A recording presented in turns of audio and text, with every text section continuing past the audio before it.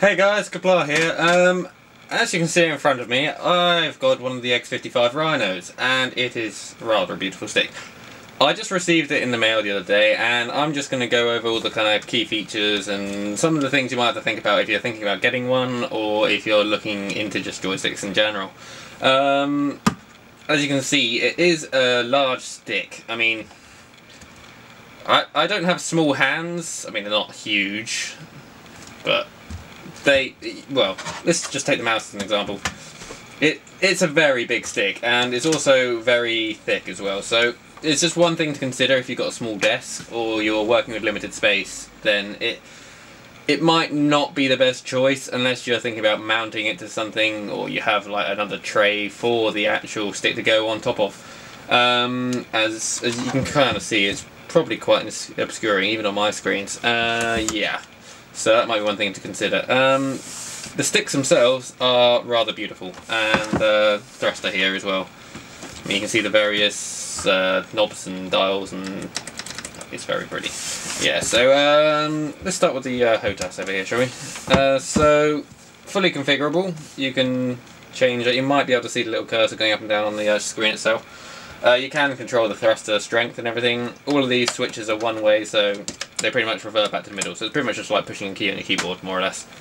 It's just this very cool little switch. And you've also got the 3 modes as well. So there's 3 different like mode sets you can fit on here, so you can just switch between them easily. So if you're configuring for a large like aircraft or spaceship in the terms of Star Citizen, which is why I've got this thing for. Why I've got this thing for? It doesn't matter. Yeah, so that's many things you can like turn off, turn on, different systems, etc, etc. I'm imagining combining it too. Yeah, so on the actual thruster itself, you've got a little mouse thingy here. I don't think you can see it. It's like a little nipple, if anything. You've also got the other directional knobs and the twizzly thing and the slider. So these, I would imagine, would all come quite in handy, but I find that even on my hand, they're not in the easiest place to reach. Some of them are easier than others, but like some of the lower ones or the more obscure ones, like around there, if you can see that, it's kind of a bit far for easy use. So if anything, it'll be more of a kind of like side thing that you could just do instead of having to go to your keyboard or using command. And you've also got the 3 on the back. That one's a 2-directional one, and I'm not sure what that wheel does. I think it might be a configurable one, so but yeah. The other thing to note is that if you pull this to the side, you can individually maneuver these. The one problem I've had with this is that when you have them locked into one thruster, they do feel a bit kind of like there's a bit of wobble in there, which isn't ideal, but I'd imagine it wouldn't be such a big problem for it. Yeah, so that's that one done. Yeah, and you've got the dial here just to control the strength of that, but that's, yeah, standard. Okay, moving on to the joystick. It's a big, beautiful joystick. Right, we've got the 3 directional knobs up here. Yeah, they're all like, I don't know, I think they're 8 directional if I'm not mistaken. You've also got the big shiny red button there, you've got another shiny red button there. And this one, this one, this one, and that one. Yeah, so it's good movement on it. I haven't tried it in game yet because I haven't really got anything worth trying it in.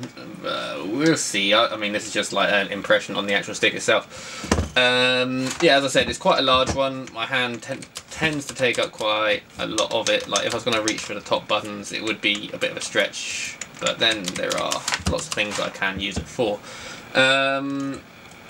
Yeah, so it's a nice stick, and also this is the main feature listed on the actual site is that you can change these springs in here, and they give you a, let me just find it, a little tube which has another 3 different springs in there. So if you want a bit oops, it's gone, a bit softer returning to the middle, then you can use a shorter spring, and if you want a bit tougher, then you can use a longer spring.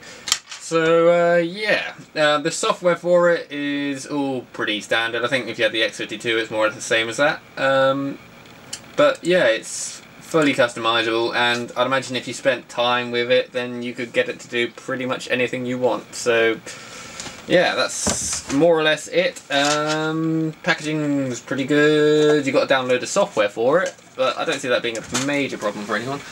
And yeah, so that's the stick. yeah, if you liked the video or found it useful, just let us know below, or like, share, all that stuff. And if you want to see more stuff like this, feel free to subscribe, because I'll try and get it out whenever I find something relevant, because I feel joysticks is something that I was struggling with, and I went for the most expensive one. And although I am completely happy with it, I can understand people that might think, oh, I wish I kind of hadn't thought that out for that, because it is a lot of money to put into something like that. Yeah, so that's me signing off. Couple hour out. Ciao.